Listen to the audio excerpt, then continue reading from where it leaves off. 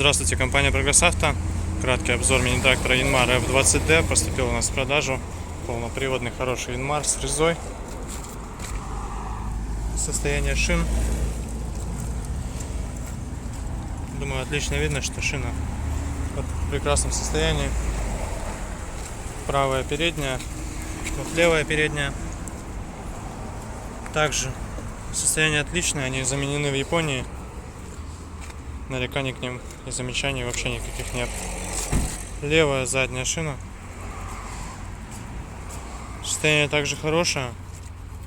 Присутствуют мельчайшие, не знаю, на камере видно ли их, начинают появляться трещинки от рассыхания, но это прям совсем мелкие. Фреза 1,40 м в комплекте с трактором.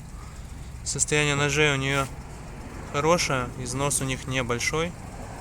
Работать будут еще достаточно долго, без проблем. Так, и правую заднюю шину покажу.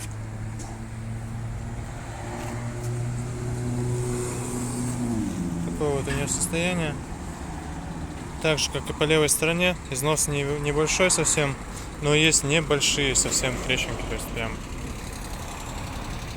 не докопаться до этого, скажем так. По правой стороне у нас регулировка фрезы с автозаглублением.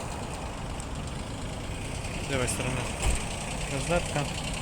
Ручной тормоз у нас здесь есть. 4 передачи вала отбора мощности. И основная коробка переключения передач справа под рукой водителя. 693 моточаса наработки у трактора. В принципе, вот такой вот он есть. Достаточно целенький, хороший, комплектный.